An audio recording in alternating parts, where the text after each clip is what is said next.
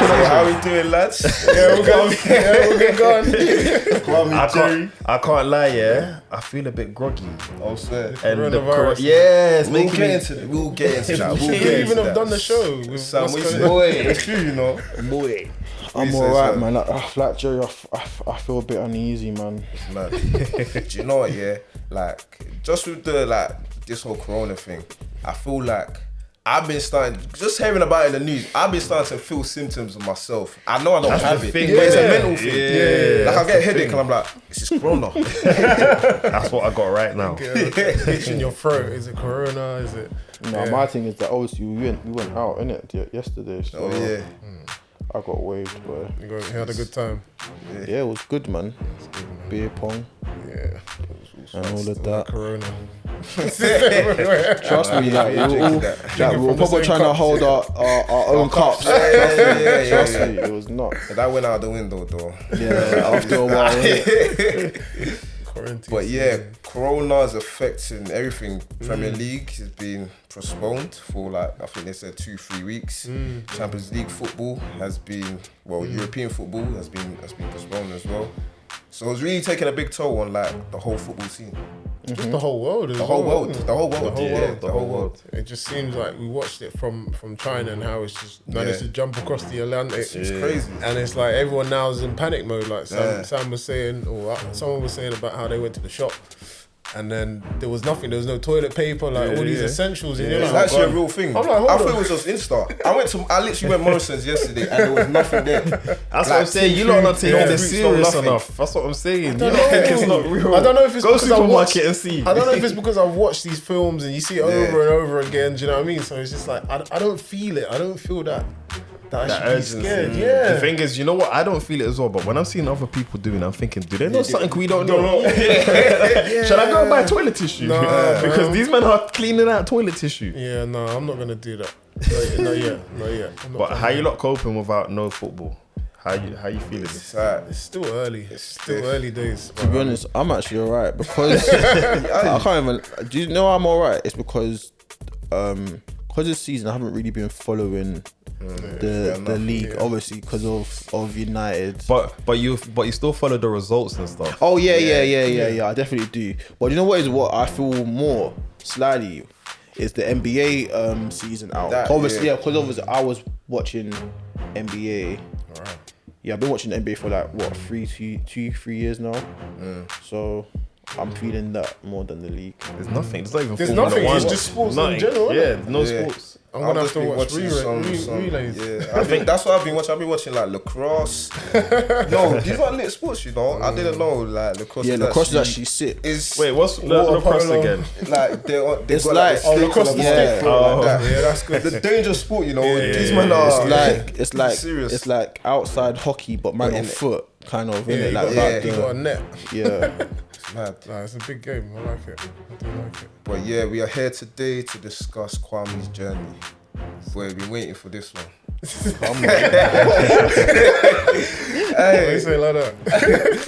Do you know why? Because we played football with Kwame in it, and he's a very solid defender. I remember one video, in fact, that we did one morning. It was mad blitz. It must have been in December. I don't know if you remember. It was cold. And it was freezing cold. And we were doing one-on-ones. Yeah. And I had to get past this guy. And I just remember this guy forcing me wide. Fam. It was crazy. It was a crazy day, man. I don't think I probably got past maybe once. Just once, yeah. I think it was a one time, yeah. Mad. Nah, it was good. Shout out to you as well. It was good. How was Shegz as a attacker facing? He's alright. He's different, isn't it? He's different to play. He's kind of awkward. I don't know. I kind of give him. Do you know what it is? Shegz reminds me. I'm trying to think of a player. Raheem Sterling, when Raheem Sterling was at Liverpool. Yeah. Okay. Yeah. That's not bad. No, that's a good shout. No, it's a good shout. But you know what it is? I always yes. He knows why I'm getting on him. You see Shegz, he does the Pepe thing sometimes. You know when you beat one man, I'll tell you what it is. You said, can I finish my speech? Yeah, Shegz will chop. He's chop man. You know what I mean? He's gone. But he'll come back. He will again. come back and Do chop it man again. again. Chop man again. Instead of him just to shoot. Nah, living aside, I'm more clinical. But yeah, Shegz is a good player. Shegz is like Good player, when Raheem was at Liverpool. Trust me. But Shegz is cold, fast feet. Before he last, yeah. No, you go. But yeah, Kwame, so when did you first like realize like football is your sport, the sport for you? What's like your earliest memory of like Earliest memory. whether it was you playing or like supporting or It was probably earliest memory was like it was Christmas. It's like it's a date story that I always used to tell. And it was Christmas and we got a present. I think I woke up. I can't remember how old I was. Definitely under 10. And everyone opened theirs and I opened mine and it was like flat and long. Like the size, like the thickness of what's them recorders? Tape recorders. VHS. Yeah, VHS. But it was flat and long. Yeah. So when I opened it up, it was like a collection of different sports. 3 different tapes, yeah. One of them was, I think it was like a tennis one, it was dead. I think it was a tennis one. The other one was like a boxing one. It had like about Frank Bruno, Mike Tyson, etc. And then the one in the middle, it had Pelé. And it had like, and it was basically... It makes sense. And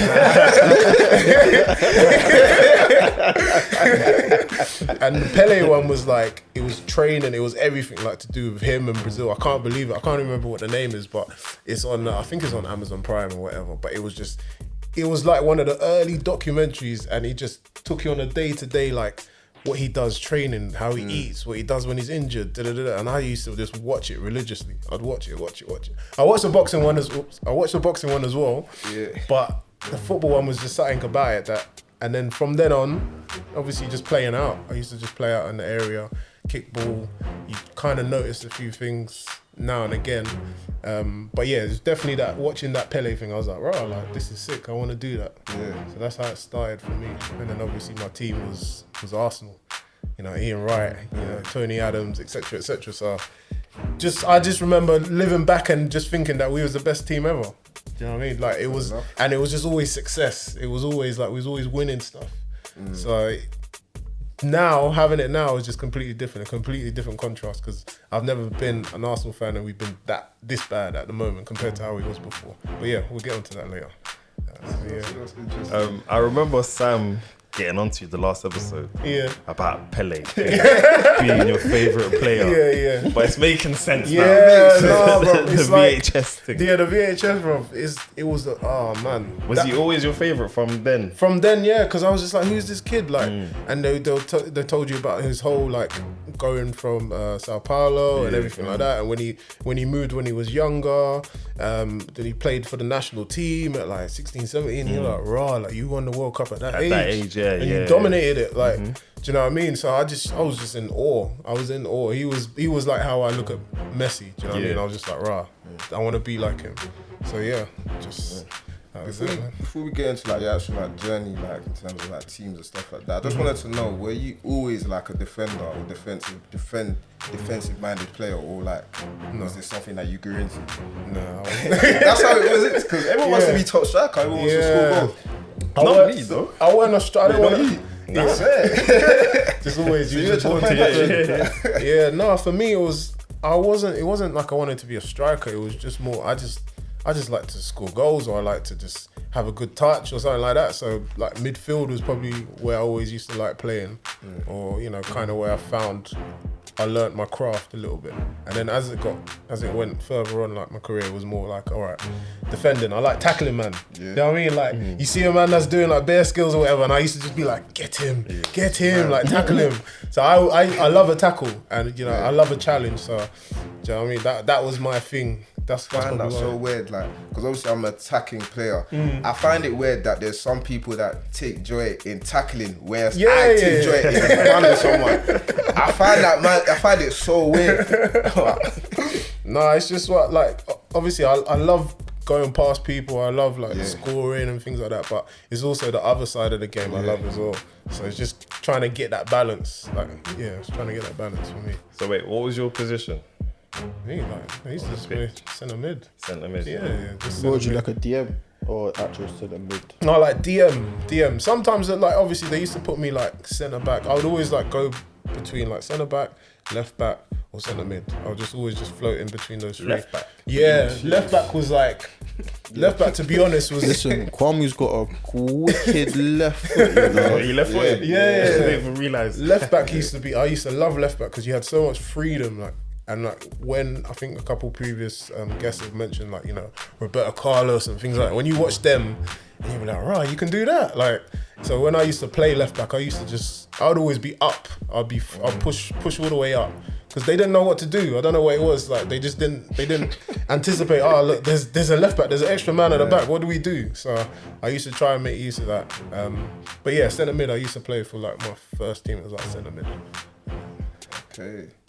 Now I wanted to ask as well, because you have good analysis of like defensive play and like on your Instagram and everything like that. Shout out technical centre backs. Oh yeah, technical centre backs. But yeah, I wanted to ask your opinion of like defensive style of play, like in teams. So like even in the Liverpool Atletico game most recently, Klopp came out and was like, he doesn't understand how teams can set up like that, like how teams can be playing boring football like this. It wasn't boring. It wasn't boring. Yeah, it was sorry. Yeah. That wasn't boring. That was like a magnificent like display of defensive thing. It's something that's lacking. And to be honest, out of the whole of Europe, Atletico defensively, they're probably one of the best teams. Yeah. And if you actually watch him train, you see their drills that he does. Like he breaks down the game. Like I love like Simeone's drills, what he does. And like the fact that even Trippier has gone over there, like he must be learning so much as a defender. You know, how to position yourself, how your body shape should be, reading the ball, reading the flight of the ball, reading your player that's coming behind you. Like, they're just a unit. They all move as one. Do you know what I mean? They're like an immovable force at the back. So, yeah, that game was interesting because you had Liverpool just literally just bombarding their box, trying to do everything. But, you know what I mean? If it weren't, what was it, Savage? Yeah, Savage. Then it was Felipe. If it weren't Felipe, it was Oblak. You know what I mean? Like they just always had reinforcements. So yeah, that was a joy to watch. I just think, as Jerry said, this club was just being salty. Speaking of that game though, Simeone came out and said he feels like Atletico had advantage because they got to play an extra 30 minutes to get an away goal. So he thinks that's an advantage. Oh yeah. It's always an advantage. That's why the whole away goal thing is just always exciting, isn't it? But so they're saying, do you think they should scrap away goals when it gets the extra time? I think so. Because that makes it. No. I like it when it adds a twist to thing, but if I'm on the receiving end, I'm like, the receiving end obviously is not a good because the balance is not fair. So Liverpool get an extra 30 minutes to play at home, but then Atletico get an extra 30 minutes to get an away goal. Which one is more valued? But then the away goal, the 30 minutes at home or the away goal, getting the away goal. But then that's why, like, as a team and as a manager, you have to set up your team correct, so you don't flop. Concede. Yeah, man. It was because I don't. But this is football at the highest level. It's exactly hard. Yeah, but that's what makes it so good. Nature of the that's game. what makes it so good. But then it's also Liverpool. It was in Liverpool's hands in the first leg to do something to get that away goal, and then it might have been different coming back to Anfield. But remember, they only had 90 minutes. Atletico Madrid had an extra 30 minutes to get that away goal. No. If we wouldn't be talking about it, if Firmino and them put their chances away because they had enough chances, we probably wouldn't be talking. I get what you're saying. This is Simeone. This came from Simeone's mouth. I get what they're saying, but I like having the away goal. Obviously, I've seen it kill our team off. I've seen it happen, but as Sammy said, you have to make sure that you set up your team so then you're not conceding in the last minute, and that's what it is. It's about like that focus. Yeah, you know, having that focus towards the end of the game, even though you're tired, even though your legs are tired, like mentally you got to be like, nah, we cannot concede. We cannot let them get back into this game. So, yeah, man. That's cool. So moving on from that, like, what's your journey like in terms of like teams and like from when you first started playing football, like how did it advance and all of that? Was you in a school team or anything? Yeah, like, all right, for me I was a late bloomer. I was a late bloomer. I started football when I was probably 14, 15 officially. Why is that? Just my parents, There's only one answer. My parents, isn't it? Like, it was alien to me, like, to play for a team. It was alien of me to like have a team and go and play. Like, I was just I lived a very, not a sheltered life, but it was like, I'll play out and whatever, but like playing for a team, I'll be like, right, like how do you do that? Obviously it started once I started getting my friends in school, whole time, Mabs, one of my good boys, he kind of introduced me into the game of football and like the other side of it, you know, his mum, like, oh yeah, his mum as well, hello Mary and that. No, because I just remember like every week in, week out, she would pick him up, they'll go training. On the weekend, on the Sunday, she'll drop us to the game like every single week. Rain, sleet, snow, she was always there. And if she couldn't drop us, she would organise like another one of the mums or whosoever to drop us. So it was just like, yeah, they kind of introduced me into it. I played for the football team, from probably year 9 upwards. And then, probably done well with them.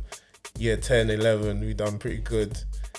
I was playing for like a team. My local team was like Wadham FC. It was in Chingford. We was literally across the road from like Walthamstow Dogs. We used to play in the back. Like people will know, they'll know like there's a place like AstroTurf, and then you got the pitches. Like we used to play there and train there, and that's kind of like where I started. All those things I was taking, all those images and things I was taking from Pelé, I was like, all right, let me put it into practice. Let me see like the way he jumps and heads the ball, the way, do you know what I mean, he moves and things like that. I was just trying to piece it together. Football, school was good. Used to love it. Playtime, you can just remember just playing with like the little tennis balls. You know what I mean? Everyone running up and down. The year 10s, like the big year 10s and year 11s stealing your ball and kicking it over, or someone like it's the last minute of the game and then someone kicks it over and everyone's just like, oh man, like all of that, like so many memories. But yeah, my first official team was like Wadham FC. You see the fact that you was a late bloomer, you started football late.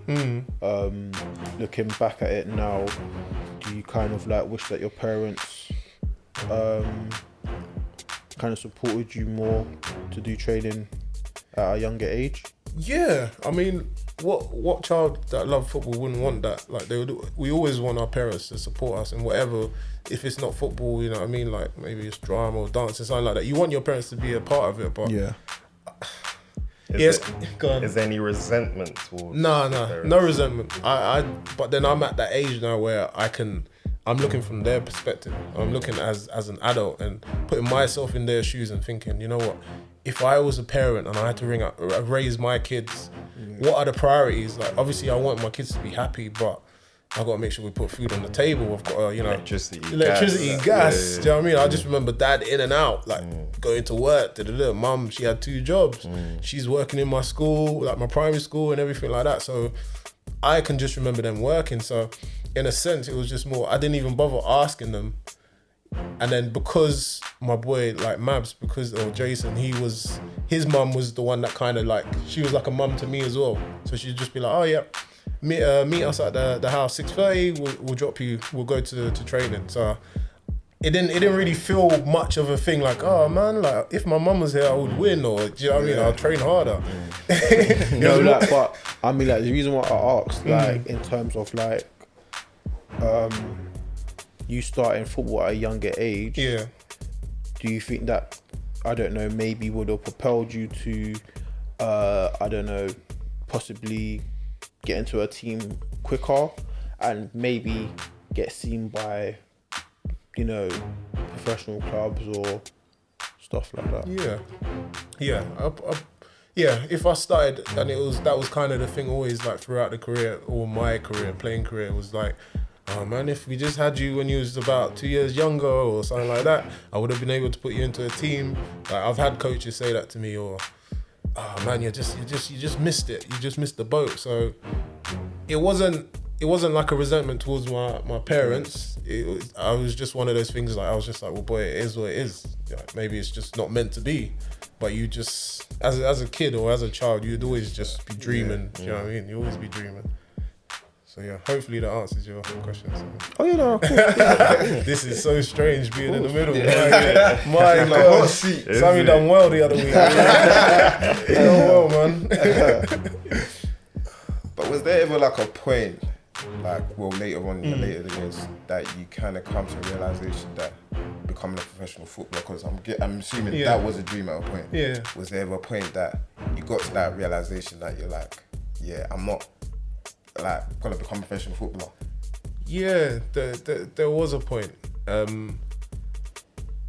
I don't know, like you was always fed that kind of, I was fed that thing like you could make it. Yeah. You're good enough. Yeah. And I used to be like, what? Like, you're telling me that? Like, coaches would be like, you're good enough. You need to believe in yourself. They used to always say these things, and I'll be like, what? Trust in yourself.